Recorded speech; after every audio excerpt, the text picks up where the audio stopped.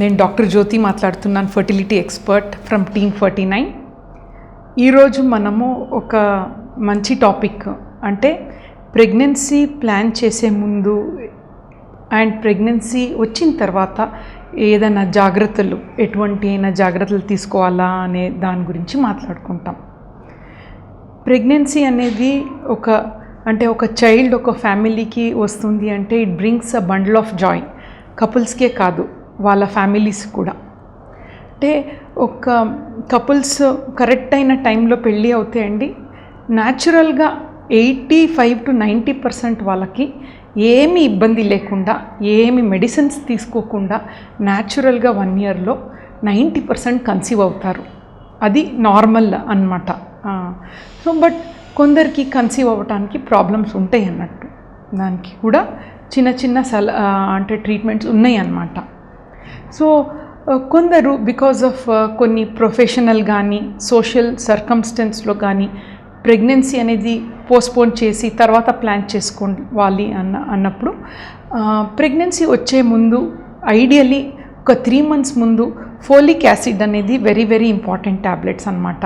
ఇది పెరికన్సెప్షనల్గా out side country కంపల్సరీగా అందరు లేడీస్ తీసుకుంటారు అన్నట్టు. ఫోలిక్ యాసిడ్ ఇది చిన్న స్మాల్ ట్యాబ్లెట్స్ అన్నట్టు. ఇది 3 months తీసుకుంటే హౌ డస్ ఇట్ హెల్ప్ అంటే, బేబీ పుట్టిన తర్వాత బ్రెయిన్లో ఎటువంటి అయినా ప్రాబ్లమ్స్, స్పైనల్ కార్డ్ డిఫెక్ట్స్ అని చెప్తారు, ఇటువంటి అయిన కండిషన్స్లో ఇది చాలా హెల్ప్ చేస్తుంది అన్నమాట. That decreases the chance of abnormal babies అన్నట్టు. సో ఇది వెరీ ఇంపార్టెంట్ అన్నమాట.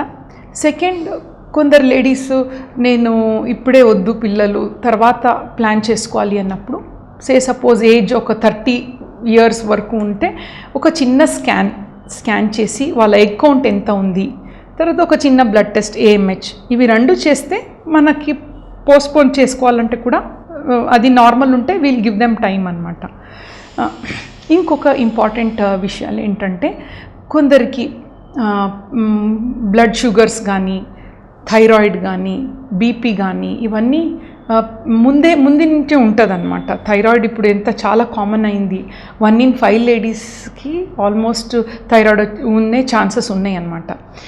ఇటువంటి అయిన సర్కమ్స్టెన్స్లో థైరాయిడ్ ఉన్నప్పుడు లెవెల్స్ అనేది TSH లెవెల్స్ని నార్మల్గా తెచ్చుకోవాలి ప్రెగ్నెన్సీ ప్లాన్ చేసే ముందు. అది వెరీ సింపుల్ అన్నమాట. సో థైరాయిడ్ ఉందా లేదా అని ఎట్లా తెలుస్తుంది? సిమ్టమ్స్ ఉంటాయి అన్నమాట. థైరాయిడ్ అబ్నార్మలిటీస్లో హైపోథైరాయిడ్ అనేది చాలా కామన్. దీంట్లో ఎటువంటి అయినా సిమ్టమ్స్ అంటే, అన్నం తక్కువ తింటే కూడా, ఫుడ్ తక్కువ తింటే కూడా వెయిట్ పెరగటం వాళ్ళ కంట్రోల్లో ఉండదు. తర్వాత ఇరిటేషన్, తొందరగా మూడ్ స్వింగ్స్ అవ్వటం, తర్వాత కోల్డ్ ఇంటాలరెన్స్, చల్లగా ఉంటే వాళ్ళు టాలరేట్ అవ్వటం చాలా కష్టం అన్నమాట. సో ఇంకా కొంచెం స్లీప్ డిస్టర్బెన్స్, ఎక్కువ పండుకోవటము, ఇవన్నీ కొన్ని సిమ్టమ్స్ అన్నమాట. ఇది hypothyroid symptoms. Hyper thyroid symptoms ఏంటంటే, చాలా హంగ్రీ అవుతూ ఉంటుంది, తింటే కూడా వాళ్ళు వెయిట్ పెరగరు, చాలా సన్నగా అవుతూ ఉంటారు. తర్వాత ఐస్ ప్రొట్రూడ్ అవుతుంది. సో అండ్ వాళ్ళకు కూడా కొంచెం స్లీప్ డిస్టర్బెన్స్ ఉంటాయి. సో ఇవన్నీ థైరాయిడ్లో ఉన్న అబ్నార్మల్ సిమ్టమ్స్ ఉంటాయి అన్నమాట. ఇటువంటి ఏదైనా సిమ్టమ్స్ ఉంటే ఒక చిన్న సింపుల్ థైరాయిడ్ టెస్ట్ చేసుకోవాల్సి వస్తుంది. వెరీ వెరీ ఈజీ ఇది కంట్రోల్ చేసుకోవటం. TSH వాల్యూ <3 ఉంటే నార్మల్గా ప్రెగ్నెన్సీ వస్తుంది కూడా, అండ్ ప్రెగ్నెన్సీ వచ్చిన బేబీ కూడా ఎటువంటి అయినా ప్రాబ్లమ్స్ ఉండదు థైరాయిడ్లో. అండ్ కొందరికి షుగర్ ఎక్కువ ఉందనుకోండి, HbA1c1 ఒక టెస్ట్ చేస్తారు. అంటే 3 monthsలో వాళ్ళ షుగర్స్ ఎంత ఉంది అని మనకు తెలుస్తుంది అనమాట. ప్రీవియస్ 3 monthsలో షుగర్స్ అంతా కంట్రోల్లో ఉందా లేదా అని. షుగర్స్ హై ఉందనుకోండి, HbA1c లెవెల్స్ మోర్ దెన్ 10 ఉందనుకోండి, వాళ్ళు ప్రెగ్నెన్సీ ప్లాన్ చేయకూడదు. ఆ లెవెల్ అట్లీస్ట్ 6.5 వచ్చే వరకు వెయిట్ చేయాలి. సో చిన్న మెడిసిన్స్ చేంజ్ వల్ల లెవెల్ని నార్మల్ తెచ్చుకోవచ్చు. ఎందుకంటే ప్రెగ్నెన్సీ ఈ టైంలో వస్తే బేబీకి అంటే అబ్నార్మల్గా పుట్టే ఛాన్సెస్, స్పైనల్ ప్రాబ్లం కానీ, హార్ట్ ప్రాబ్లం కానీ వచ్చే ఛాన్సెస్ ఉంటాయి. ఇవన్నీ అవాయిడబుల్ కదా, మనం అవాయిడ్ చేయొచ్చు కదా. సో సింపుల్ ఒక బ్లడ్ టెస్ట్, ఒక థైరాయిడ్ టెస్ట్ ఇవి చేసుకుంటే చాలా మంచిది అన్నట్టు. అండ్ ఇంకొక ఇంపార్టెంట్ ఇష్యూ ఏంటంటే బీపీ. కొందరికి ప్రెగ్నెన్సీ ముందు నుంచే కొందరికి బీపీ ఉంటాయి, సో మెనీ రీజన్స్, స్ట్రెస్ కానీ జెనెటిక్స్ కానీ వల్ల.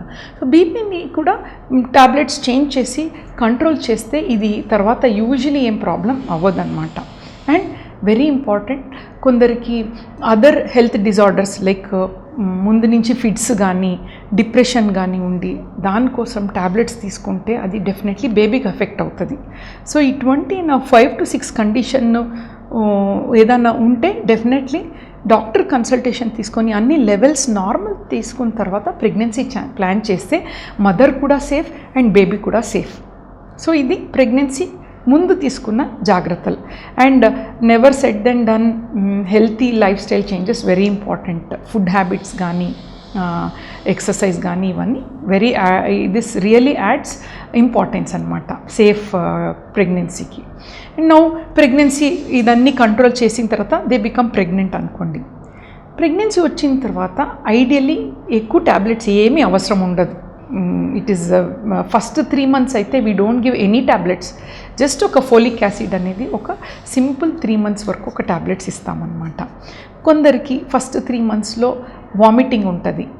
వామిటింగ్ అన్నప్పుడు it's a very good symptom మన గైనకాలజిస్ట్ ప్రకారం. ఎందుకంటే ఈ వామిటింగ్ ఎందుకు వస్తుందంటే ఒక హార్మోన్ ఉంటాయి బేబీని ప్రొటెక్ట్ చేసే హార్మోన్ HCG అనేది. ఇది ఎక్కువ అంటే ఉత్పత్తి వల్ల ఇది వామిటింగ్ కూడా కొందరికి వస్తాయి. 1 time ఆర్ నాజియా, వామిటింగ్ లేకుండా కొంచెము సెన్సేషన్ అని చాలా కామన్ అనమాట. 3 months వరకు ఏమి వరి అవ్వాల్సింది అవసరం లేదు. కొందరికి మరీ ఎక్కువగా ఉంటుంది, 3 to 4 times in a day. మళ్ళీ whatever they eat immediately they vomit. So ఇటువంటి అయిన కండిషన్లో వాళ్ళకి బాడీ డిహైడ్రేట్ అవుతుంది, చాలా వాటర్ లెవెల్ తగ్గుతుంది, గిడ్డినెస్ రావటం ఇవన్నీ ఛాన్స్ ఉంటాయి. కాబట్టి ఈ వామిటింగ్కి చిన్న ట్యాబ్లెట్స్ అగైన్ బిగ్ ఇవ్వండి. అండ్ కొన్ని ఫుడ్లో కూడా చేంజెస్ డయట్లో చేసుకుంటే ఈ వామిటింగ్ని కూడా కంట్రోల్ ఈజీగా చేసుకోవచ్చు. అండ్ ఇదేమి పర్మనెంట్గా ఉండదు.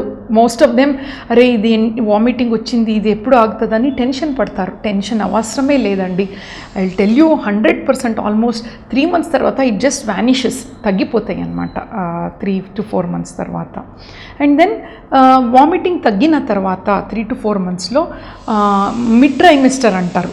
అంటే ఒక 4th, 5th, 6th month ఈ టైంలో బాడీలో ఏమవుతుందంటే ఐరన్ అనేది తగ్గుతుంది. లేడీస్ ప్రెగ్నెన్సీ ఉన్నప్పుడు హీమోడైల్యూషన్ అని చెప్తాము.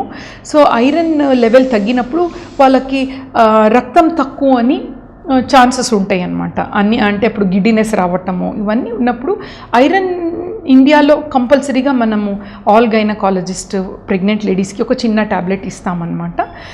అది కంటిన్యూగా మెయింటైన్ చేస్తుంది. అండ్ కాల్షియం ఎటువంటి అయినదంటే ప్రెగ్నెన్సీ బేబీ పెరుగుతా బేబీకి కూడా అవసరం ఉంటుంది కాల్షియం.